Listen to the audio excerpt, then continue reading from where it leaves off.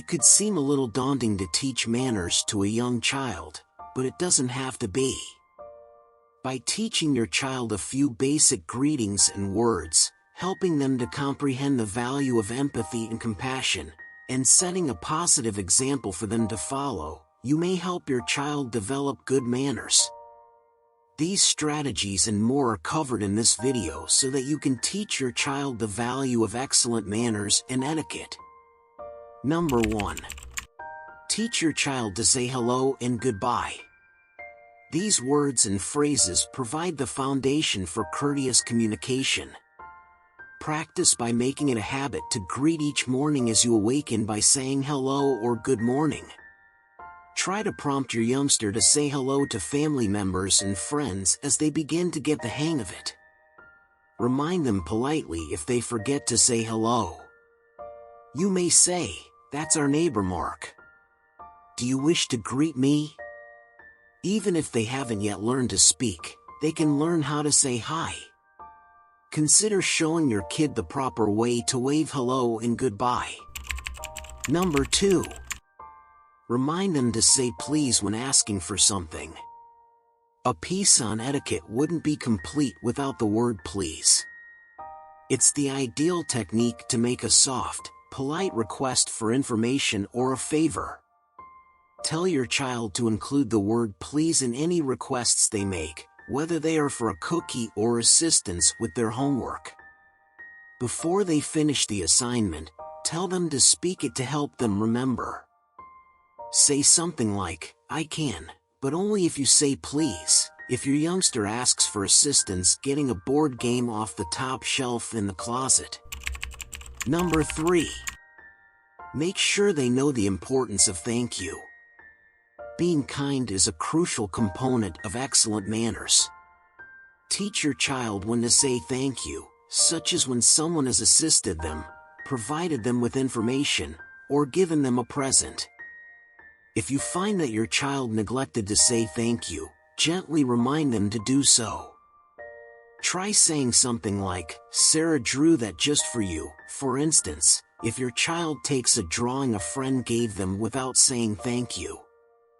When someone gives us a gift, what do we say? Try practicing saying thank you by gift wrapping items around the house. With your youngster, trade these gifts and take turns opening them and saying thank you. Number 4. Encourage them to sit still and avoid mess when eating. Children frequently play with their food. If given the chance, who wouldn't want to toss mashed potatoes?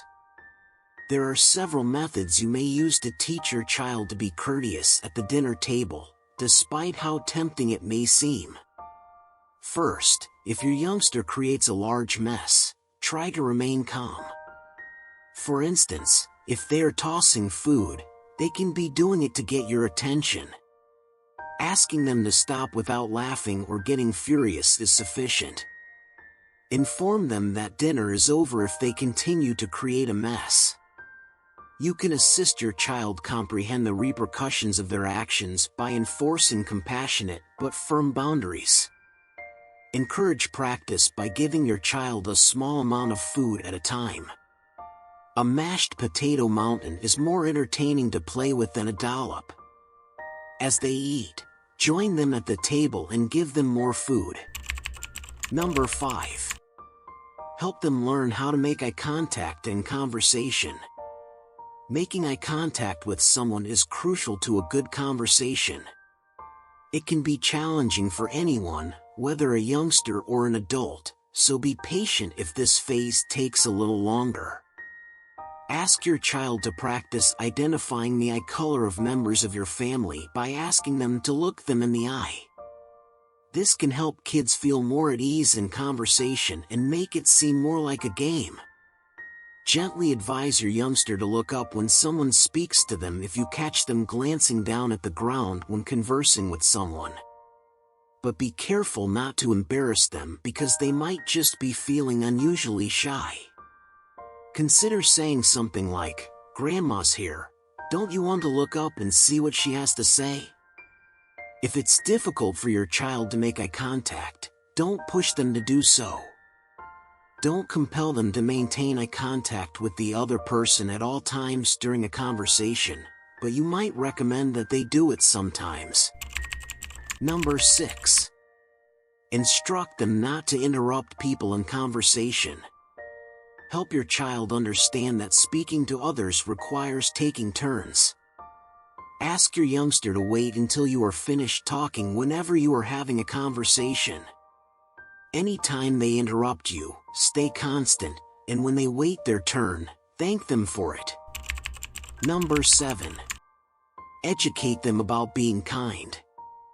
Teach your youngster the value of having empathy, compassion, and concern for others.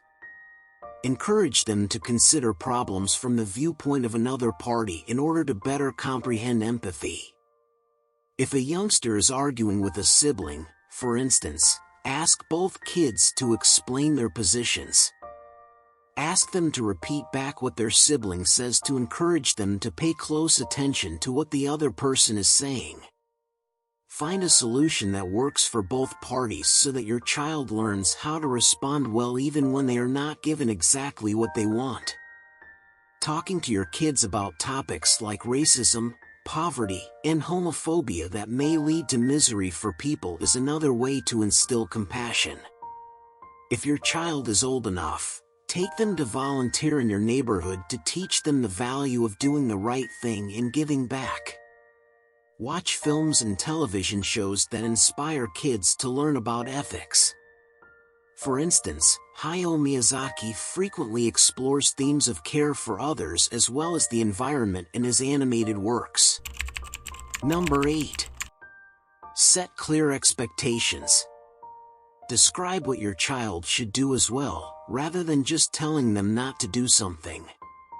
If you say no without offering an option, your youngster can become perplexed about what to do next.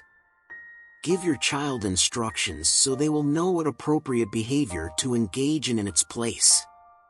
Don't simply urge your youngster to quit eating sloppily at the dinner table, for instance.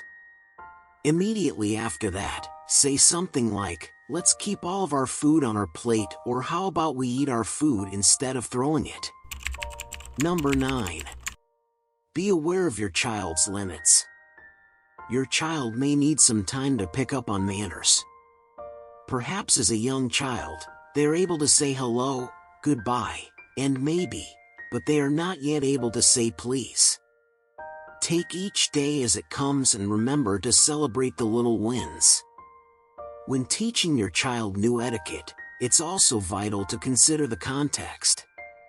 The greatest time to introduce a new expectation may not be when your child is worn out from a long preschool day. Number 10. Remain consistent. Always uphold the standards you have set for your child. Your child will receive conflicting messages if you, for example, instruct them not to interrupt others while remaining silent when they do so. Every time you teach your child a new manners rule, hold them responsible by reminding them to use it consistently. Number 11. Model good manners for your child. Children learn best by observation. In order to provide your child with a positive role model to look up to, always act kind, polite, and courteously in front of them. Yes, we all have bad days, but do everything in your power to let your child see you vent your rage and impatience in a constructive manner. Consider having dinner together as a family every night and serving as an example of politeness. It's a terrific opportunity to practice courteous conversation and, specifically, dinner table etiquette. For the sake of setting a good example, don't conceal negative feelings like rage, despair, or impatience.